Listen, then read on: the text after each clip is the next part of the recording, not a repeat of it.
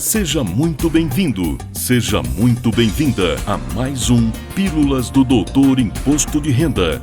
Dicas, orientações, notícias, informações úteis e conhecimento na dose certa. Com vocês, o professor Walter Coppi. Olá, vamos falar de imposto de renda. E o assunto de hoje pode parecer de início que nada tem a ver com imposto de renda. E de fato não tem a ver só com imposto de renda, mas com qualquer tributo federal administrado pela Secretaria Especial da Receita Federal do Brasil. Por isso, e pela conveniência do momento, quando alguns prazos estão próximos do final, decidi abordar o tema. Vamos, inicialmente, em rápidas palavras, entender como funciona a sistemática de cobrança da Receita Federal. Basicamente, nossa obrigação de pagar algum tributo federal surge com a ocorrência do que, no juridiquês, chamamos de fato gerador. Aqui nasce a obrigação tributária principal, ou seja, obrigação de recolher aos cofres públicos, de pagar o tributo. Também, na maioria dos casos, surge a chamada obrigação acessória, ou seja, obrigação de informar ao fisco através do envio de demonstrativos ou declarações. Como exemplo, podemos citar a DCTF e a própria Declaração de Ajuste Anual do Imposto de Renda da Pessoa Física, entre outras. Outra forma de nascimento da obrigação de pagar um tributo vem do lançamento por iniciativa do fisco, quando é detectada uma situação que caracteriza a ocorrência do fato gerador, mas não houve qualquer iniciativa por parte do contribuinte. Como exemplo, podemos citar a omissão de um rendimento recebido, um resgate de previdência privada, tributável e sujeito ao ajuste na declaração e que não é informado pelo declarante. Essa ocorrência leva inicialmente à malha, que, se não for solucionada em tempo hábil, vai gerar o lançamento de ofício com os devidos encargos, multa de ofício e juros. Acaba de nascer a obrigação tributária agora pela iniciativa do fisco e pela omissão do contribuinte.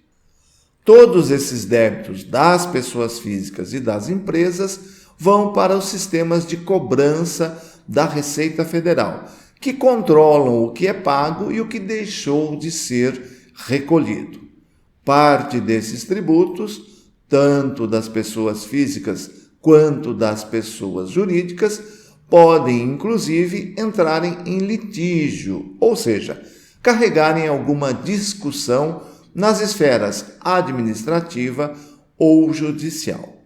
Quando um débito não é pago após exauridas as opções de cobrança administrativa por parte da Receita Federal, é encaminhado para a instância judicial do Ministério da Economia, que é a Procuradoria-Geral da Fazenda Nacional, a PGFN, inscrita em dívida ativa, e a cobrança segue, inclusive com a execução fiscal e bloqueio de valores e bens dos devedores. Pois bem, é com relação a esse passivo que temos a nova forma de negociação chamada transação tributária. A sistemática está prevista no Código Tributário Nacional, que é a Lei 5.172 de 66, no seu artigo 171, que define as regras gerais, e as regras específicas estão na Lei 13.988, de 14 de abril de 2020. Conforme a especificidade dos débitos envolvidos, que podem inclusive ser de natureza não tributária, são publicados editais para a adesão dos interessados, tanto na Receita Federal como na Procuradoria. No momento, estão disponíveis diversas possibilidades de acordos de transação com descontos e parcelamentos específicos na Procuradoria e na Receita Federal, tanto para pessoas físicas como para empresas. Na Receita Federal, está aberto o prazo para adesão com base no edital de transação por adesão número 1, de 24 de junho deste ano, 2021, cujo prazo vai até o próximo dia 30 de novembro. Se você tem débito, fique, portanto, atento a este prazo.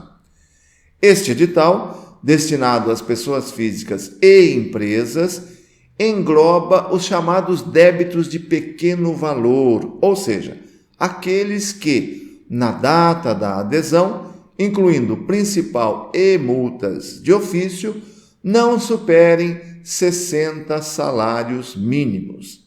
Estes débitos, incluindo o parcelamento da entrada, poderão ser pagos em até 60 vezes, e o desconto pode chegar a 50% do valor total devido. Já na Procuradoria estão disponíveis diversas opções de parcelamentos, cada uma com sua regra específica. Na Receita Federal, a adesão se dá através do Centro Virtual de Atendimento ao Contribuinte, o ECAC, na opção Pagamentos e Parcelamentos, transacionar contencioso de pequeno valor. Com relação à Procuradoria-Geral da Fazenda Nacional, ou seja, para débitos que estejam inscritos em dívida ativa da União, existem várias opções de negociação disponíveis no sistema chamado Regularize, onde pode ser feita a negociação e a obtenção dos documentos de arrecadação para recolhimento da parcela inicial e também de todas as demais parcelas negociadas. Para todos que aderirem, o deferimento se dará de forma automática a partir do pagamento da parcela inicial, e as demais parcelas vencerão no último dia útil dos meses subsequentes, conforme o prazo acordado.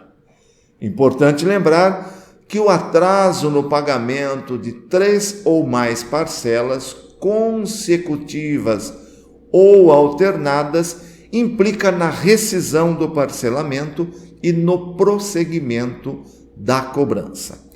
Informações adicionais estão disponíveis nas respectivas páginas da Receita Federal ou da Procuradoria-Geral da Fazenda Nacional.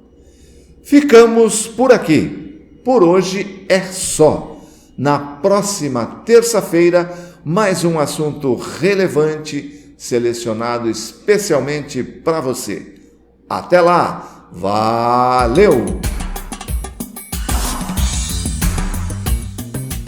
Na próxima semana tem mais Pílulas do Doutor Imposto de Renda.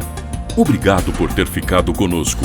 Espalhe a novidade aos amigos. Mande suas sugestões de pauta, seus elogios e suas críticas para pílulas@doutorir.com. Até lá!